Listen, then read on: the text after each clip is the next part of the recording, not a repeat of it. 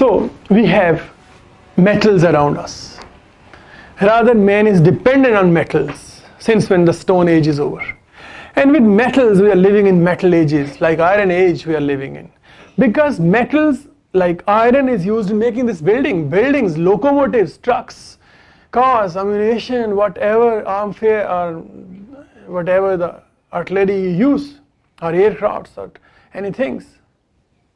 And metal objects and metals are used in conducting electricity. That's why, look at these lights are there, everything is functioning around us.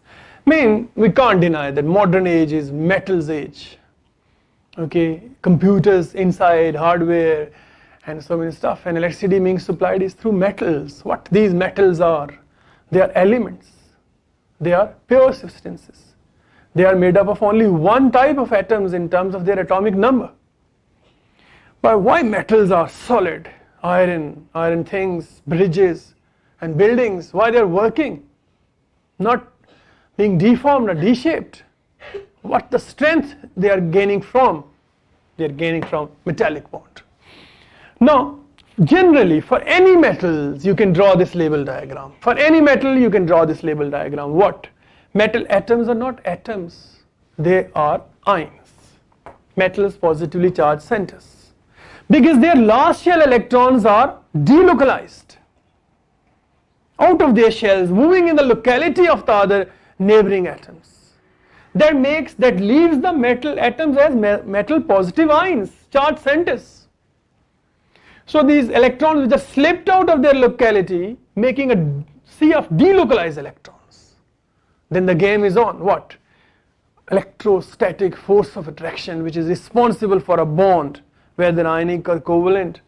Here in metallic bonding, that electrostatic force of attraction is huge. Between what? Metal's cation and sea of electrons.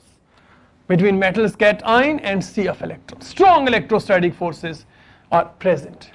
Metal cations are arranged in layers, not 2D layers, 3D layers, and many extensive packing of these layers, much more than that of ionic. That makes metal lattice very strong.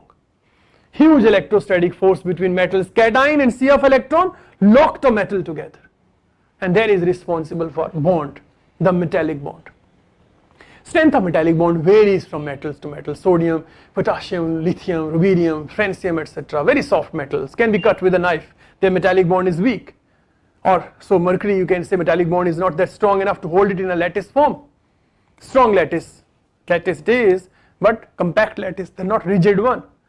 But many metals like titanium, space age metal, huge melting point it has, used in all that jet aircraft wings.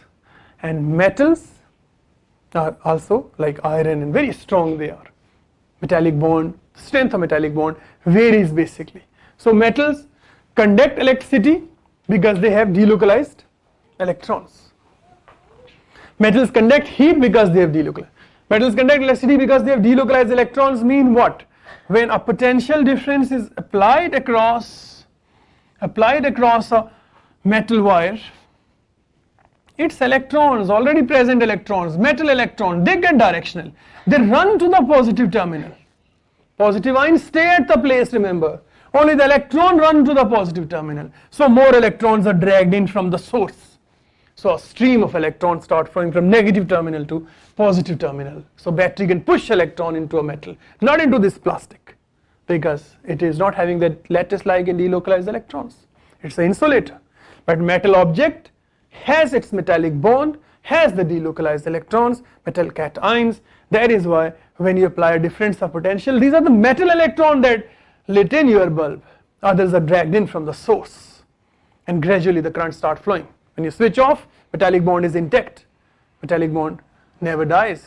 Re-establish itself in any situation, whether it is a strong bar or a microscopic wire. Metallic bond exists.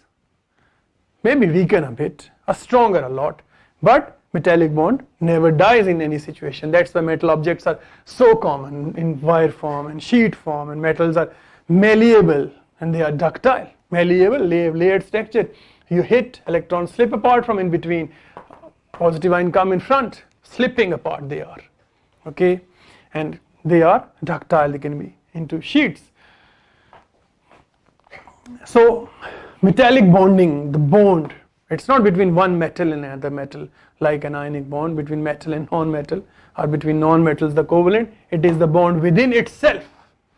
Easy to put, metal atom lose their electron, delocalize electrons, which are, they are attracted back by their cations. Strong locked relationship. They are locked in a very strong relationship of metallic bonding. So generally they should have high melting and high boiling point, heat and electricity conductors. Okay, that's metallic bonding.